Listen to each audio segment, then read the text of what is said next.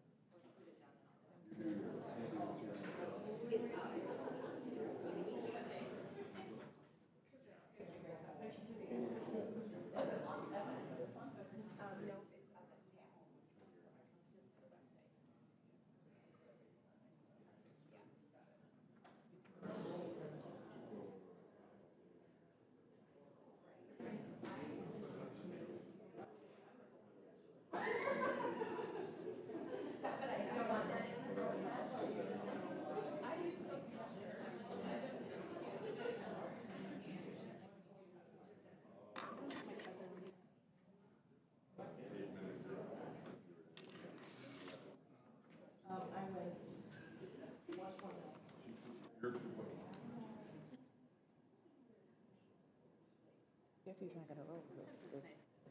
Thing.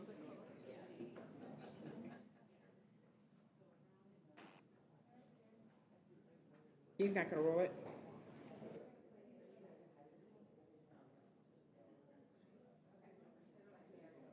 Very clear.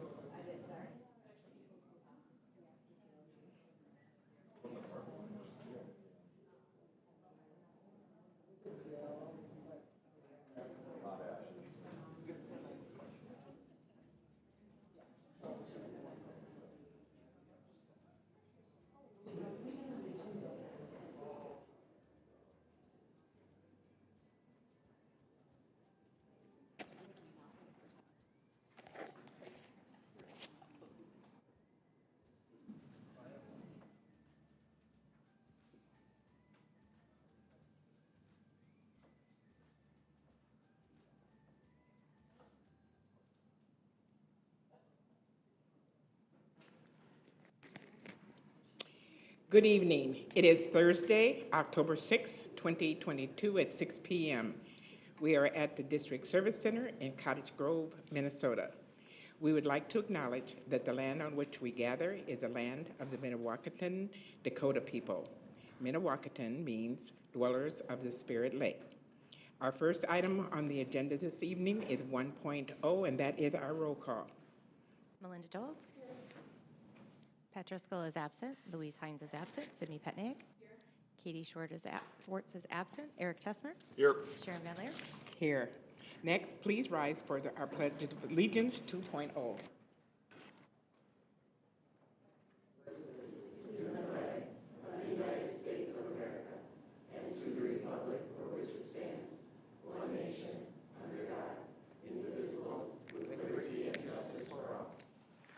Next, we have 3.0, the approval of our agenda. Can I get a motion to approve the agenda? So moved. Moved by Simi and seconded by Melinda. All those in favor? Aye. All those opposed? Motion carried. Next is 4.0, our workshop items. This evening, 4.1 is our school showcase, and that will be presented by Ms. Molly Roeske, principal of Lake Middle School. Thank you very much, everyone. We're glad to be here. It is quite the showcase for us. I always kind of joke, and I've told a few, and maybe I should only tell a few, but when we were getting the emails, I thought it was junk mail.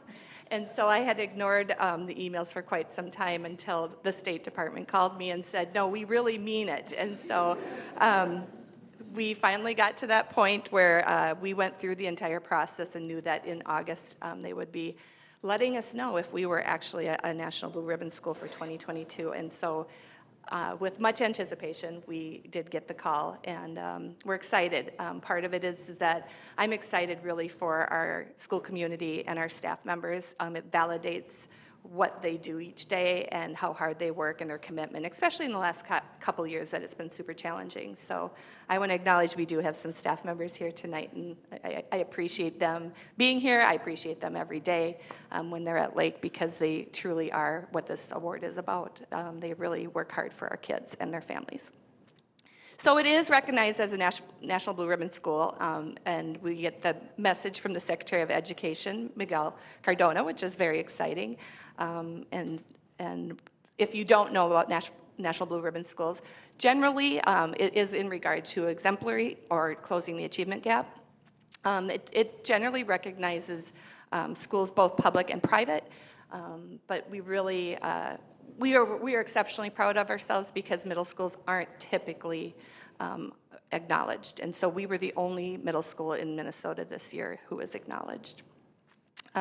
Again, it's the hard work of, I'm going to say I've been part of Lake for on and off for 23 years, and I will say that the staff, students, and families, past and present, have contributed to where we're at today. We still have a lot of learning and growing to do.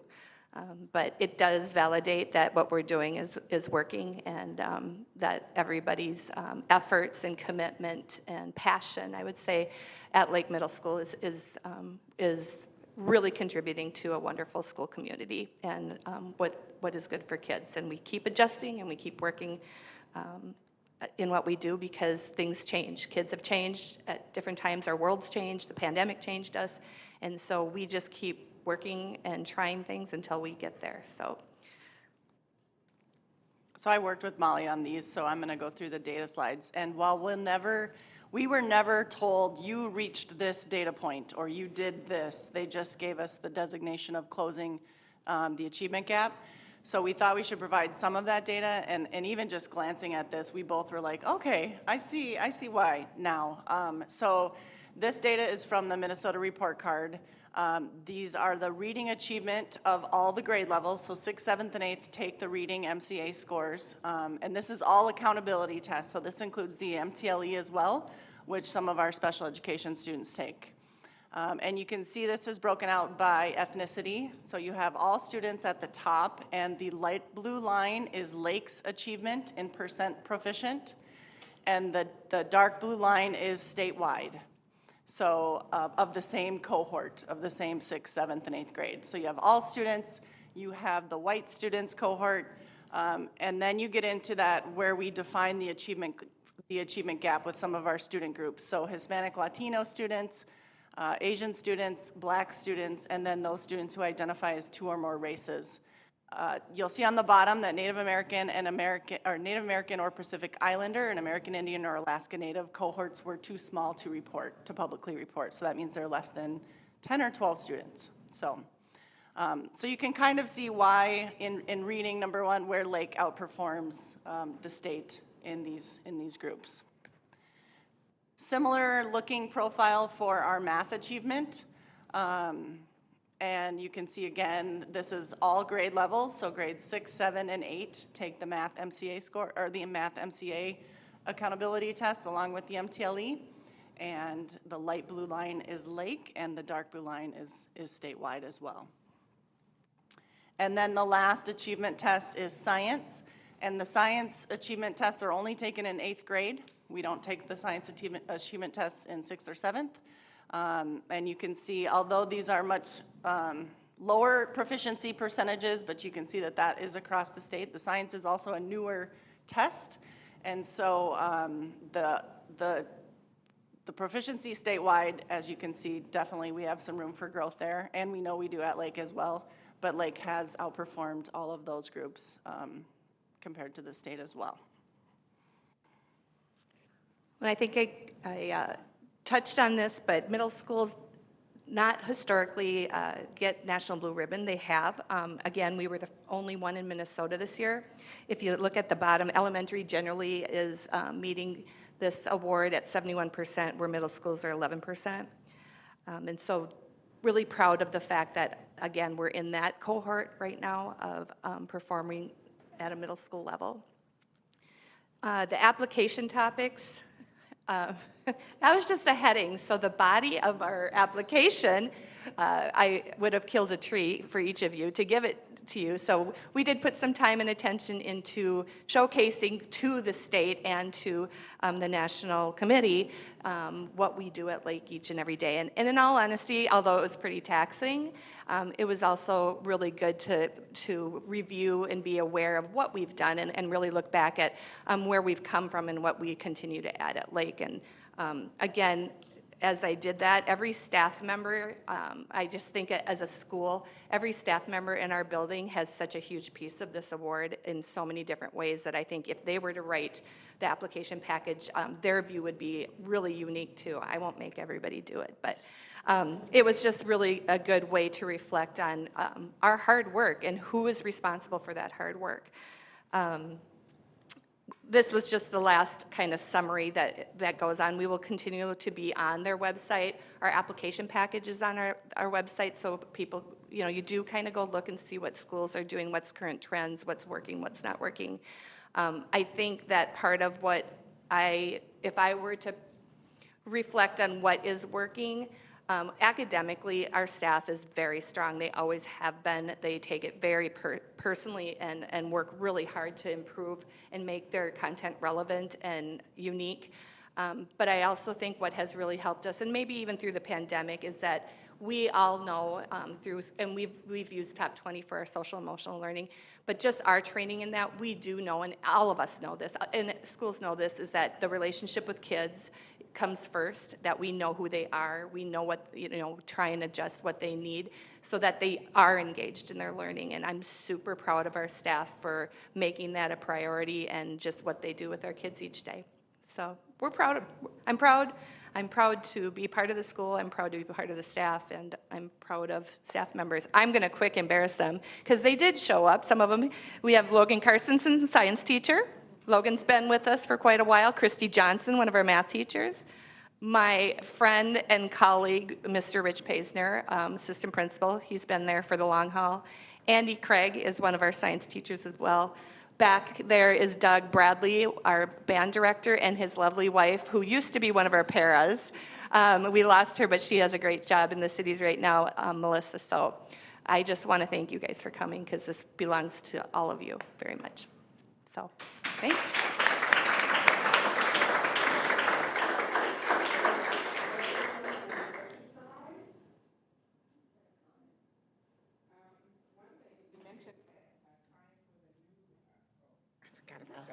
Thank you. I'll need help. You mentioned that science is a new entity in testing now. What do you contribute that to? Because I know that maybe they want to identify youth at an early age because of the STEM and robotics programs. Is that have anything to do with it? And I say newer, so it's not like new within the last probably 5 years. I'm trying to remember the year that it came out, but it is newer than reading and math. So it has taken. I would offer that the new standards are trying to get at what you're saying in the STEM and robotics and discovery. So they're really trying to, through all grade levels, get kids into discovering science and discovering how to. And so I think that you'll also now see the MCA shift to those types of questions. So I think what you're saying is definitely prevalent in the science world coming up, for sure. So for the data that you showed, over what period of time or what year was that data from for the English and math, reading and math, sorry? I believe it was 2021. So it was during the pandemic? It was reported in 2021, so it was 2020 data. 2021, sorry. Oh, it was 2021. Yep, it was 2021. So the data is from 2021, Yes. which is, okay. Wow. And so with the, have you seen, and I don't know if you know the answer to this off the top of your head, but is this kind of the trajectory you see year to year? Because I know 2021 was kind of a weird year for MC, everyone seemed to do, statewide tests did not go the way that people would like them to I be, think right? as a staff, we felt that way too. So some of this was surprising as well. I think if you look historically back at Lake, and I'm going to actually say even into science, quite a few years ago, our science score, I think we were, you guys correct me, we were second or third top in the state for our science scores. And it was double the percentage of what we're seeing now, so that is hard as a staff for us to see, but we also know that the state is in the same boat right now in regard to that because of the pandemic, and so some of the things were impacted by that, but we're still outperforming state even with what's come on. So we've been strong in all areas, and we hope to continue. And so the narrowing of the gap is just based on like what the gap looked like pre-pandemic versus 2021, or how does, because So, well, they never really said what they meant by narrowing the achievement gap. So, which is why we kind of made the assumption of the gap between all students and the subgroups. So, the all student achievement, and then the difference between the Hispanic Latino student achievement. The all students, the difference between the white students. The all students, the difference between the Asian students. So that gap is smaller at Lake than you would see traditionally across the state. So they never said you're at this points, or you're at this percentage, or you're at, so we don't know what they were comparing it to. But I will tell you, when we look at this across the state, this is unusual to see the achievement of the student groups this high compared to all students. Well, and I think what we're proud of too is that it's every student group. And so consistently that what we're doing is hopefully working for all. We've also seen our diversity at Lake Middle School grow quite a bit since I've been there for 23 years. I think we were at 37% this last year recorded. So we're just proud that we are becoming more diverse, and we're continuing to perform as well as we are right now with all students in mind. I don't have a question, but I just want to make a comment. So, all three of my kids went to Lake, and Molly and all the staff there are just so tremendous. One of my favorite schools, top-notch school. Just congratulations, and just a really great school. Pat?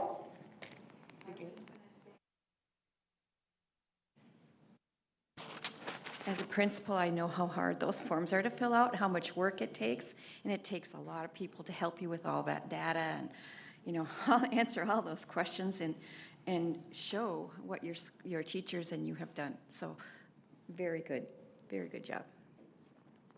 Very proud of you. Any more questions?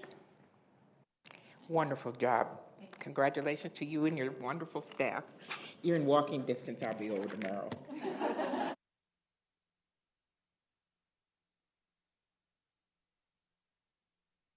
Okay, next is 4.2, and that is our long-range facility update, and that will be presented this evening by our Superintendent, Julie Nielsen. Thank you.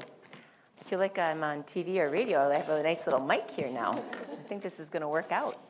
Our update for tonight as it relates to long-range facility, I wanted to just bring everyone's attention to the screen over here just to take a look. These sessions were put out, I believe, Tuesday, perhaps Wednesday, but I think Tuesday. They were posted, and what you'll see up on top, these are our 8 community sessions.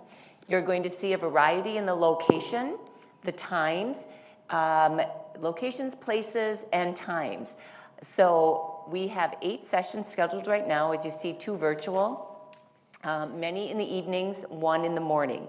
On the top, the red button is the RSVP. I believe when Pepe shared yesterday, we had about 200 people that were already RSVP'd for a listening session. And what's important to know, people have asked, well, what's the agenda? The agenda is to listen. This is not going to be any extensive presentation by the district. We have a couple of background slides that just give information kind of leading up to now taking time to listen. Individuals who attend and participate will be asked 4 different questions. And we really just want to get their perspective, not just about the referendum, but also about the school district as a whole. So these are our 8 community sessions that are out with RSVP. And someone asked, you know, why is there a need to RSVP?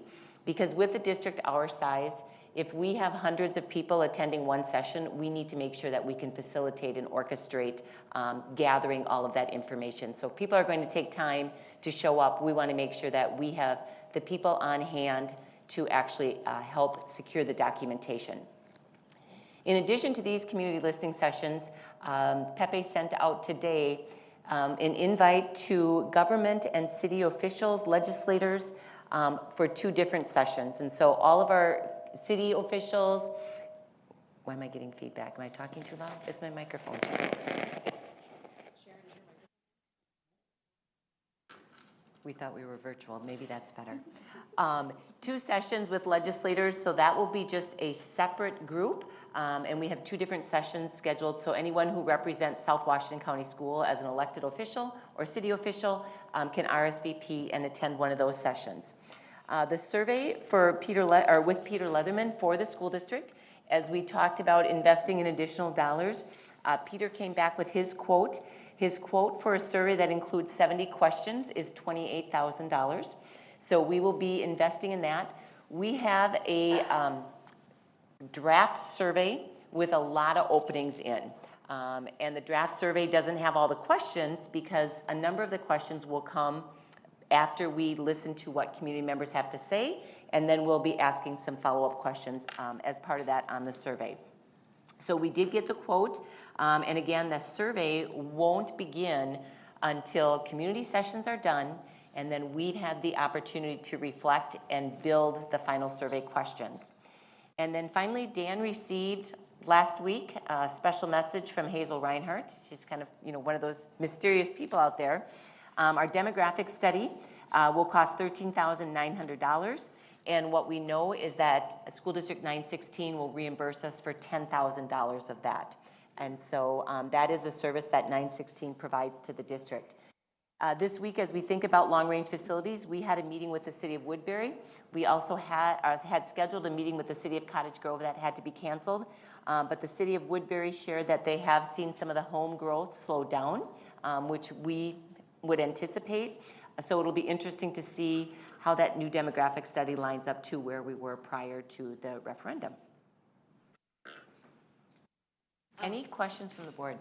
Yeah, Julie, can you talk about how, so as a parent in the district, I have gotten lots and lots of notification about how to participate in a listening session. But if you're not a parent in the district, can you talk about how we're managing that? Sure. When we met with the City of Woodbury and additionally in communication with the other cities, they have agreed to post it on their websites and share that information. We also have an interview on Monday with the Pioneer Press. And so the Pioneer Press, as a follow-up to our referendum, they are going to do an article, and that's when we're going to share our community session dates. So it'll also be out in the paper. And that was a result of the Woodbury tour that we did and talking with the news reporter, and she said that she would come back and do a story about next steps. So I actually had Pepe checking on putting an ad in the paper, and then Mary Devine said that she would actually come out and do an article for the school district.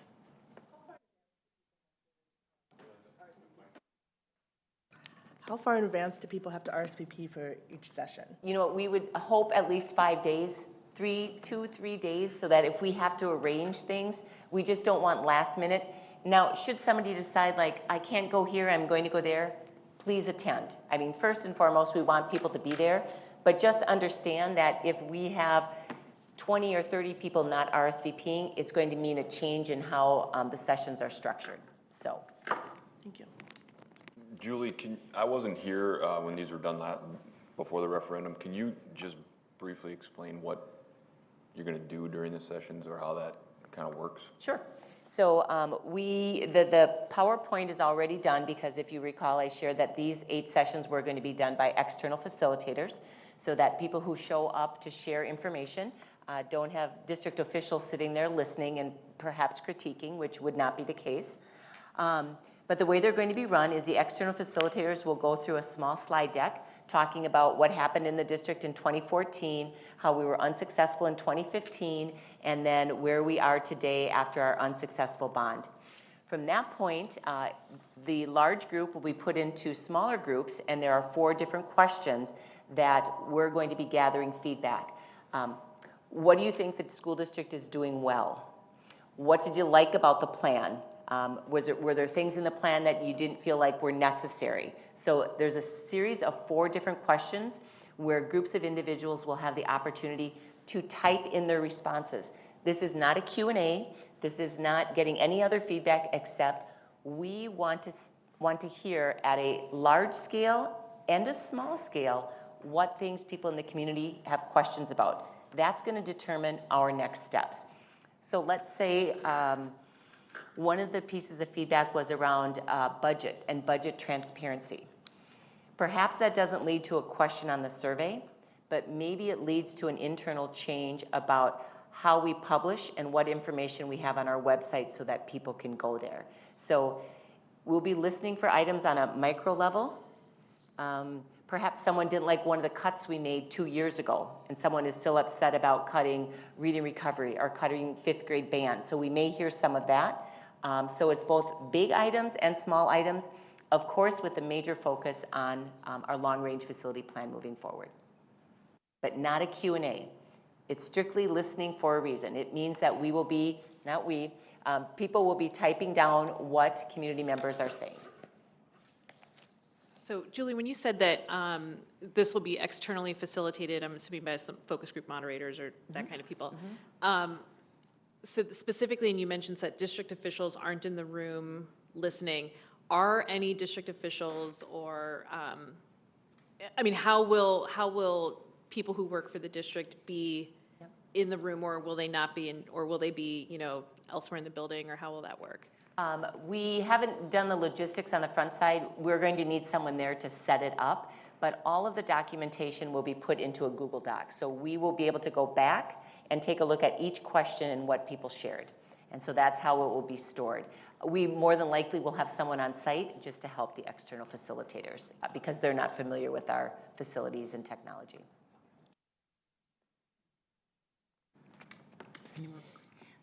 On the virtual, when will people and how will people access the Zoom? I mean, where will they get the information to access? The link will be back right out here. We typically don't put the link out too early. Is it usually, Pepe, like the day before, a couple days before? The link. Yeah. Okay. Good. Any more questions?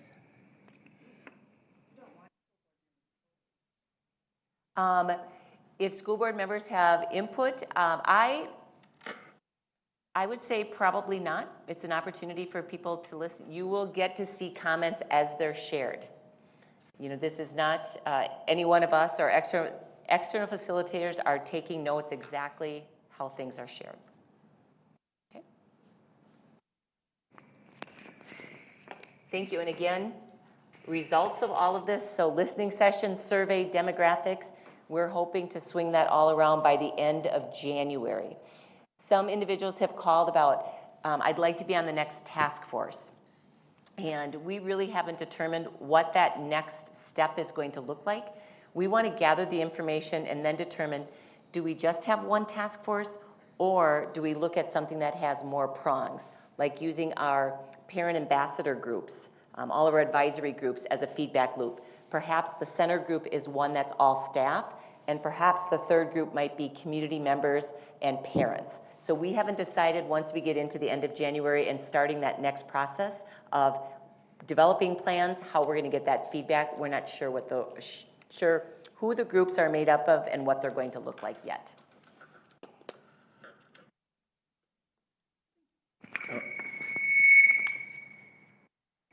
Boy, we've gone off here. Thank you, Julie. Next, well, you might as well stay tuned in. I don't have my mic. This might be mine. You're covering. You're holding the microphone. Oh, no wonder. All righty now. Next, we have 5.0 information items, technology. 5.1 is the first readings of our proposed policy changes, and that will be presented again by Julie Nielsen, Superintendent. Now. You know, it takes a village. Isn't that what we say? It takes a village. All right, this evening I am back, and we all know this has become kind of a routine procedure, and that is one thing that I'm really proud of as we have worked through the last couple of years despite pandemic. having a solid policy team in place and reviewing policies and staying up to date with those. I'm actually going to start tonight by turning our first two policies, 509, enrollment of non-resident students, and 509.1, our inter-district students transfer policy, over to Kelly Jansen, who's going to walk the board through those. There are some significant changes, along with a recommendation to remove the intra-district one and turn that into a procedure. So Kelly. All right, thanks, Julie. And so I'm speaking on behalf of Dr. Brookins, Ms. Schaefer, and myself as we work on these together. So you will hear from them at the next meeting with our resolution, and I'll preview that for you a little bit. But for policy 509, Minnesota statute has an an enrollment options program. And so if we're going to limit that program in any way, we need to have a policy and a resolution to do that. And so that's the purpose of spelling this out in policy. So some of the suggested changes are to just get us a little bit more in line with generic language and policy, and that aligns with Minnesota School Board Association. And then on the Tuesday board meeting, you will see the resolution that will have many of the specific things that you have voted on in the past. The parameters around, and then the capacities, and then also the schools that we resolve are closed because we are full at those schools. So I'll quickly walk through 509, but for the general statement of the policy under eligibility, the resolution is said there, and as I mentioned, that allows us to limit enrollment, and so you'll see the schools that are at capacity that we would close in that. It's that newer process with the same info that you've gotten before. We are recommending that we remove then bullet 1, because that information would be included in a resolution, so there isn't any need to list that separately in a bullet here under eligibility. The second bullet, eligibility number 2, is directly from statute in the 1% of the total enrollment at each grade level of the district. And so all of that other language was along the years put into policy, I'm sure, to try to limit. Now we're moving to that resolution language, so our recommendation is that what you see there highlighted and stricken through is taken out. And then B is the other part of that statute. And so those two numbers define from statute the number of enrollment, open enrolled students that we have to take in our district. The next recommended change is under application. And this is MSBA language as well, and we liked it because it would ensure then that the student and parent have the most up-to-date form. If they go to the Department of Ed website, we know that they will have the most up-to-date form versus trying to navigate our website and find it. And so MSBA had this, and so we also wanted to make this part of our policy as well. And then the other recommended change is under lotteries. And so if we have more seats than are available, we would have a lottery. And there are some groups that would have a priority application number. And the siblings of currently enrolled students was already in our policy, and that's also in MSBA's. Applications related to an approved integration and achievement plan, that was already in our policy, and we recommend we keep that as well. The new language that you see there, and children of school district staff, is new to our policy, but it is in MSBA language, so we recommend that we adopt that language as well. And those are not guaranteed a seat, and they are subject to the capacity restrictions and the school restrictions that we determined through the resolution, but they would get a priority number if any seats are available. And then the whole bunch of crossing out you see is the lottery procedure. And so we are recommending that we move all 1 through 6 to a procedure, and a copy of that was included in your packet as well, or posted online. And so for that procedure, you'll see some things that are yellowed, and that will depend upon the resolution and the board policy, but this is our recommended procedure for the lottery and establishing the priority applications and the non-priority applications. It's a similar timeline as you have seen in the past as well. Any questions on 509? I have one question. The 1%, once we hit that at a grade level, it's and if it stays at 1%, we don't ever have to let, so if it keeps moving up, so say we add 1% at kindergarten and they stay at 1% at first, second. Correct. It's just 1% total, not every year we have to add a new 1%. It's just 1%. It's 1% of the total enrollment of the grade level. So if we have 1,500 students, we'd have 15, that we'd have to have 15 open enrolled seats in our grade, kindergarten, for example. And that's across all schools. So if you had if there were schools that had capacity open, theoretically, we wouldn't have to accommodate, though I know So when you open enroll, you're accepted to a grade level. Okay. And then we determine what school you can attend. Okay. So. And then the resolution, so this would go to be a resolution that we would vote on every single year. And that will have the most up-to-date listing of what the new parameters around open enrollment would be. Correct. Okay. And we're working with Mick actually on that right now because he really wants us to be specific in how we determined capacity. And so we're just trying to make sure that that language is, for example, if we say the high schools are closed to open enrollment when they reach 95% capacity. He wants us to define what does 95% capacity mean. So we're working with him on that. And then we can also, by resolution, close schools. So we have taken a look at the schools, and then in that resolution, you'll have a list of the schools that we would recommend are closed to open enrollment. I feel like I said something that you have a question about. No. Okay. Yeah, I have a question though, Kelly. Yes. So say a child open enrolls from another district because there's space at, say, Bailey.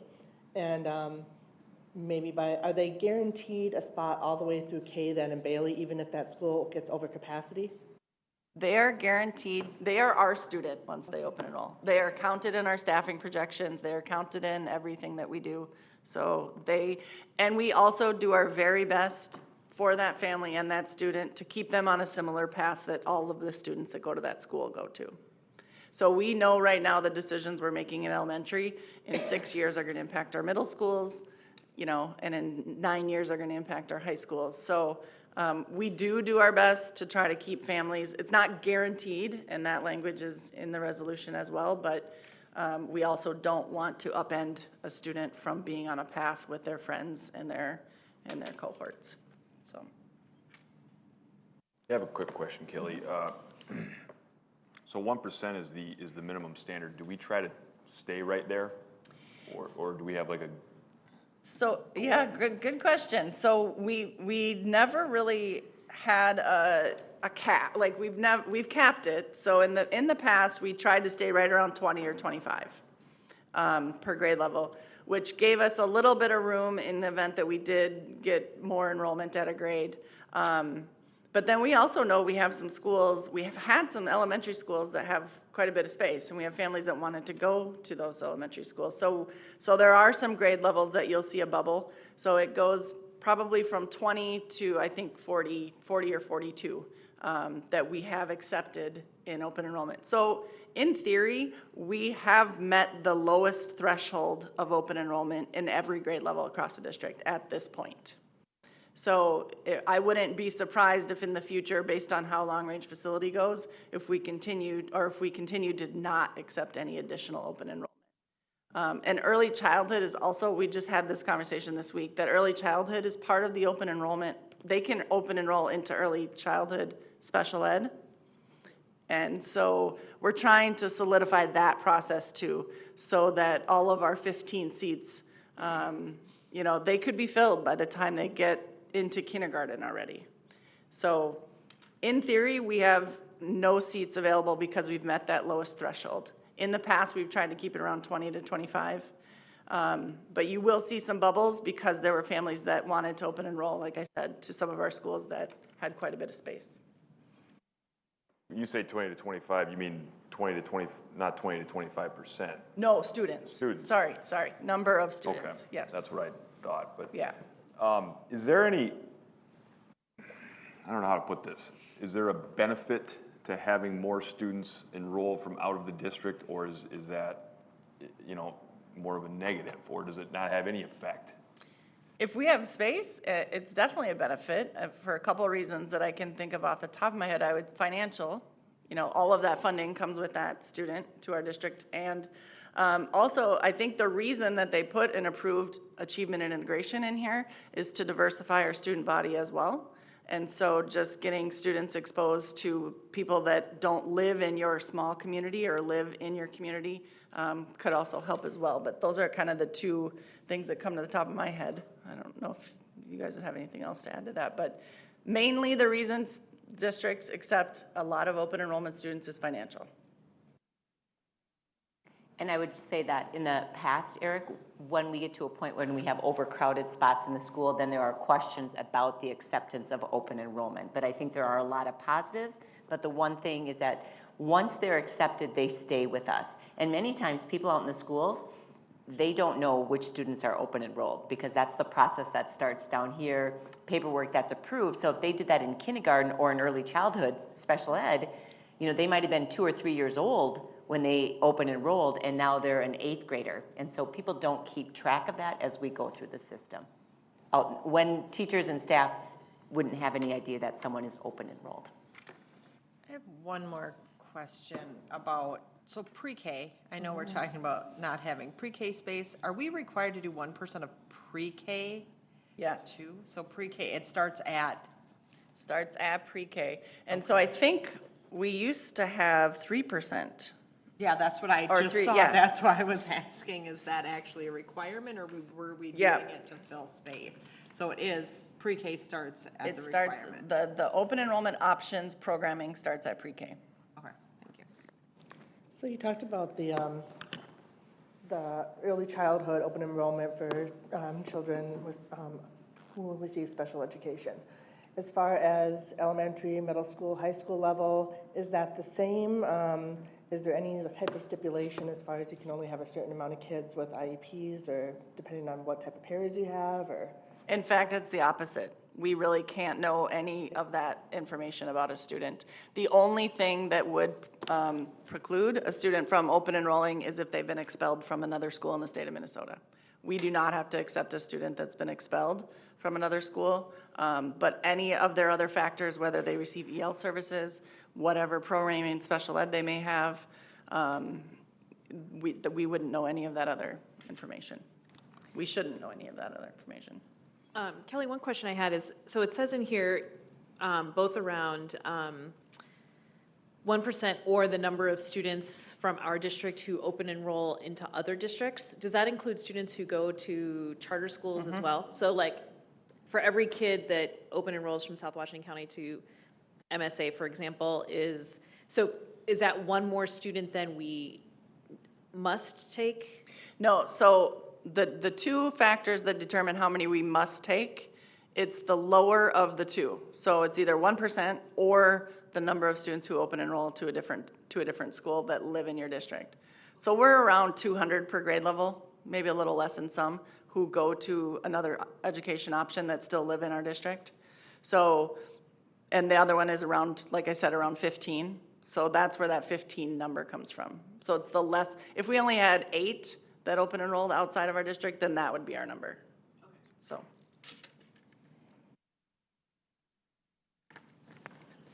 Thank you, Kelly. Any more questions? Okay, we had a sign up for public comment on policies only. Dana, is anyone signed up? Oh, we got one. Yep, we're gonna go through others. I think Kelly is going, that's okay, Kelly is going to hit next 509.1, which as board members in the policy committee talked, we know that interdistricts are actually a procedure for students in our district who are able to apply to move to a different school. So Kelly, 509.1. So yeah, as Julie mentioned, we recommend we remove it as a policy and have a procedure. It would be a very public procedure. It's always on our website. We would still come to you annually and go through this in the similar timeline that we do.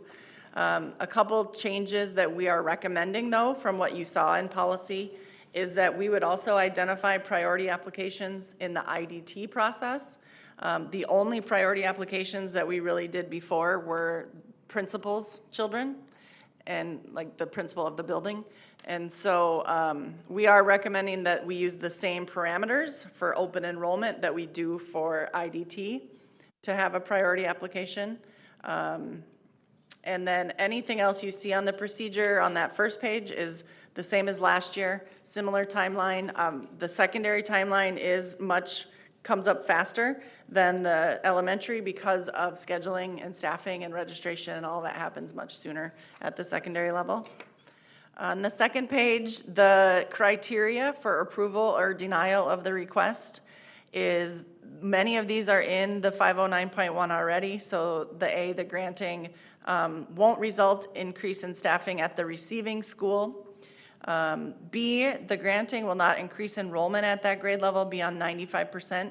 That really was only applicable to elementary because it was very specific to grade levels. Secondaries, we don't really look at grade levels because they're multi-grade classes. And we thought that bullet A covered that. So it covered, we knew what the threshold is for class sizes, and so it wouldn't increase class sizes. We didn't want that capacity language for elementary there. Except then for secondary, we do look at the school as a whole.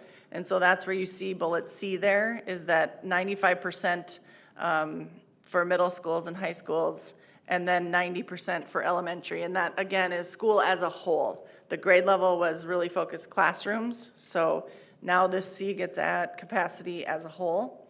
And you'll also see there that exceptions may be made when both schools are over 95%. That's something that Christine talked about. She'll often look at the IDTs from Park or from Eastridge that want to go to Park. And while all of our schools are over 95% capacity, Eastridge is definitely at that 120%. So that's a good approval of an IDT. So that's why we put that bullet in there as well. So those were not specific in the policy before, and so I wanted to point those out in the procedure. And then again, that number 6, the principals for their children to attend, that was already in 509.1, so we just moved that over to the procedure. And then 7, if approved, those would be a priority application process, and then we would have a second impartial lottery for any other applications. IDT is, we really want to make sure our families that live in our district get what they want and need. And so we do look at all of them on an individual basis. So we sometimes apply administrative discretion to say, yep, this would be much better for this student or this family. And we have those conversations with them. And we, like I said, we do try, but it's difficult. It's getting even more difficult at the high school in particular, especially if we're approving them at the middle school and they really want to stay in that track, and we know that we can't have that because of the capacity of some of our high schools. So, is there a statutory requirement for IDT like there is for open enrollment? Not that I'm aware of. I shouldn't say no. I should say not that I'm aware of,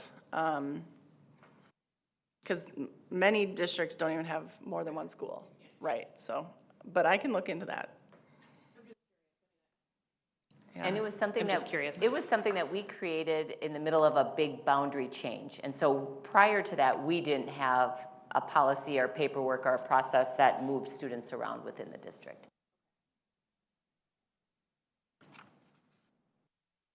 Any questions? It's really hard to look forward and see your face. Okay, now they just took it down. It's like I'm looking in the mirror. My face is really big. All right, any other questions for Kelly? And there was a sample resolution, and typically the board had always taken action anyway, but it would be in the form of a resolution at the next meeting. Okay, now I'm going to move on to my policy, Sharon. Okay. I've got a couple more. The policy committee was busy on Monday. 801. 801 is equal access to school facilities for students, and in that policy there were no suggested changes. That one was presented by Dan. Dan also presented 801.4, conducting bond campaigns, and there were no recommended changes for that policy. 806.3, insurance recovery and replacement, and no suggested changes for that policy. 806.4, parking, traffic, and safety controls on district property. There was just one slight change, and it was around UAVs. And UAVs are considered unmanned aerial vehicles, otherwise known as drones. But I heard the new wording is UAVs. So you'll see that there's an exception that was adjusted under letter M. And then finally, 807, health and safety. You'll see a big area that is highlighted with lines through. And again, that point of the procedure would be pulled out, and there would be a separate form that would be underneath the policy online that had procedures. And as we wrap up that policy, I just want to say that as we've gone through the policy review and we've had multiple conversations about procedures, I think our team is doing a great job of pulling those procedures out. And remember, the procedures allow for the discretion. We still have it all spelled out, but it allows for administrator ability to make those shifts as needed because it's not in policy language. And so that has been extremely helpful. Any questions for those 5 policies?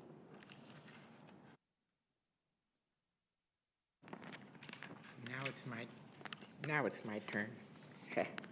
We had a sign up? No, thank you. I don't even have to go into it. All right. Next is 6.0, reports and comments. We will start with our superintendent, Julie Nielsen. Thank you. Just a couple of things. We've talked a lot about long-range facility, but it is National Principals Month, as well as this week we celebrated our custodial staff.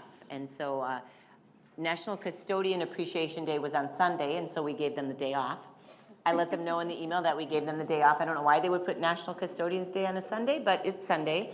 But we really look at those kind of specialized days for our schools to take the opportunity to recognize those individuals. Today, our elementary principals and reading specialists participated in an American Reading Company or core company, American Reading Company curriculum training. It was exceptional. And again, it's the professional development that goes along with the district purchasing this curriculum resource for reading. We had an update from Nutrition Services, and I know I continue to give the board updates, but today's update, and I think for the community to hear, is while we increased the prices, we obviously are still short-staffed, but today's update wasn't around, or yesterday's update wasn't around silverware, it was around sunflower seeds. That was what used to cost $19 for a case of sunflower seeds is now $90. And so there's some things that we're checking into in terms of price gouging, but just know that our nutrition services kind of continues to battle the shortage of employees along with shortage of food and just the cost of overall food. Strategic planning. Today, information went out around strategic planning. I feel like there's been a lot of survey opportunities out there. This is around the daily desired experience, and we want feedback from parents, students, and staff. And so there will be different means to collect that information. And again, those are the statements that when students are learning in school, parents, their interactions, and staff, what do you want that daily desired experience to be? And so those surveys close on October 18th at 4:59. 11:59? 11, okay. Also this week, we had fall academic awards. I know we talk a lot about athletics, but we had fall academic awards at Eastridge and Woodbury, and saw board members there. And last Friday, Eastridge and Woodbury also played each other in football. Park has a big home game this week. On Saturday, there's a marching band showcase. So there are a lot of fun activities going on around the district. So hopefully our community, as well as people around the table, can take advantage of some of those great events. Okay, thank you. Next, we'll move on to our school board reports. Louise is absent, so we'll move to Katie. I'll pass.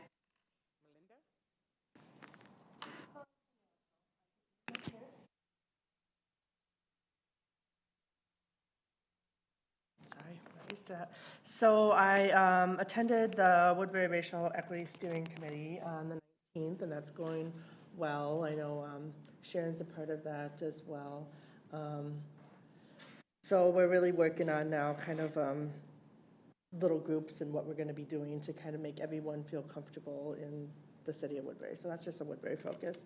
On the 28th, I went to a 916 board retreat, and we discussed board goals and actually talked about the the board self-evaluation that we're using here, because we might implement something similar to that with 916. And we had a really great equity presentation by our new diversity director there at 916. And on the 3rd, I attended the City of Woodbury meeting with Julie and talked about those growth issues and kind of how we can work together and, strategic planning as well. And then I attended the academic awards night for East Ridge, both as a parent and as a school board member. Thanks, Melinda. Simi? Sure. So I was at the Woodbury City Tour on last Monday, right? Last Monday. And one thing I think is really remarkable is just how much, you drive down Woodbury Drive or you drive down Radio Drive and you can see all the houses coming up like mushrooms. But what I did not anticipate is how much there is behind there, the amount of growth and the amount of new housing that's being built behind there. And it's really kind of eye-opening that I think at some point in the not very far future, we may run out of, well, it'll grow into itself, right? But it was really eye-opening, I think, just to be able to see that in person. And I would encourage any of you, if any of the other cities have it, we should all go. I was also at the Woodbury High School Award Night on Monday, both as a parent and as a school board member. It was a great night, and it's like my favorite night to be at the schools because it's just it's a big nerd fest. I love it. And then I did an MSBA webinar on superintendent evaluation, so I'm looking forward to using some of my knowledge later today. And then coming up, I'll be at the Woodbury game tomorrow, and the Marching Band Festival on Saturday, and I'm hoping to attend the East Ridge Band concert, I believe, next week. And we've got our meeting with the City of Cottage Grove coming up later this month.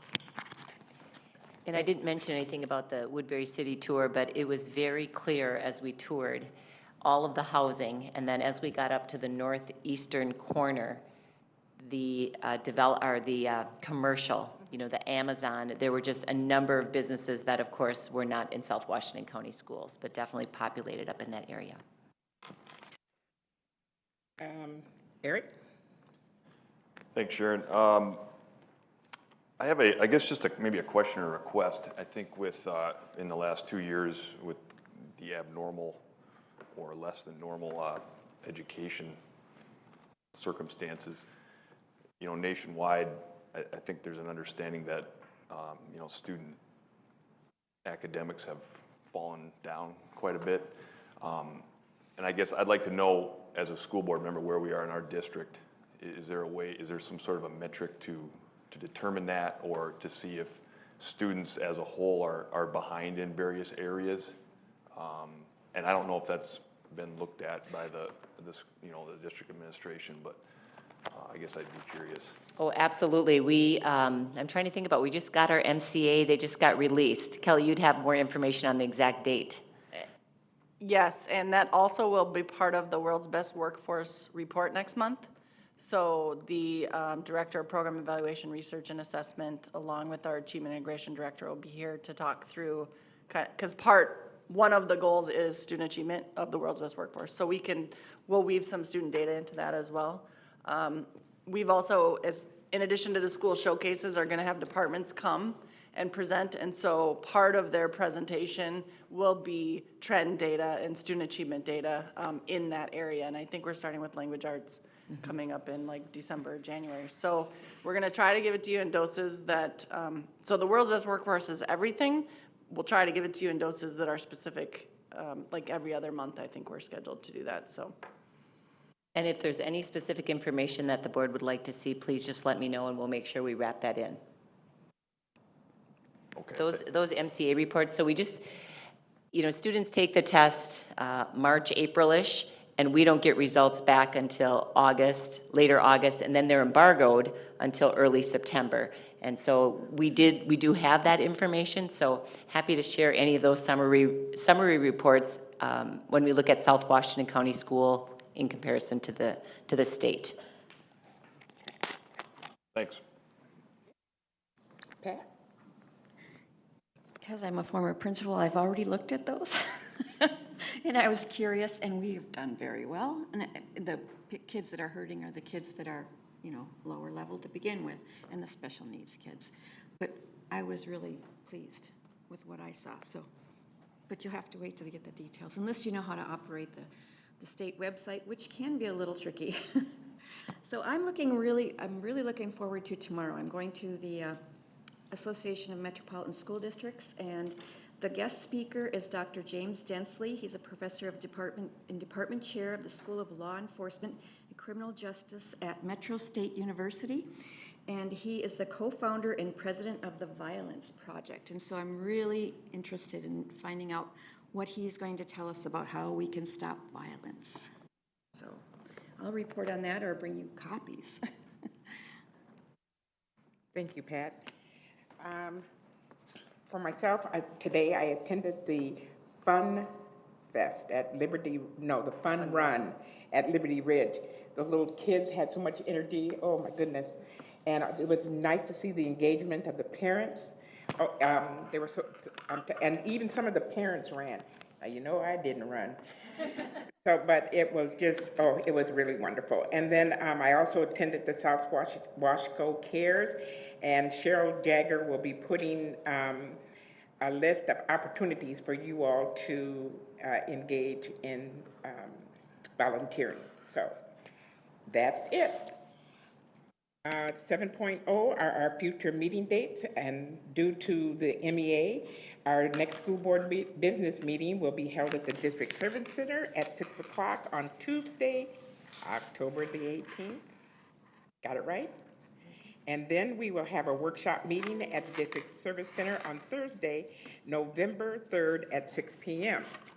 Next is 8.0, and that's our closed session pursuant to Minnesota Statute 13D.05, subdivision 3A, for our superintendent's evaluation. For those of you in the audience or viewing, there will be no action upon our return from the closed session. Can I get a motion to close So moved. the section? So moved. Moved by Simi? Second. Second by Katie. All those in favor? Aye. All opposed? Motion carried. Okay, turn this.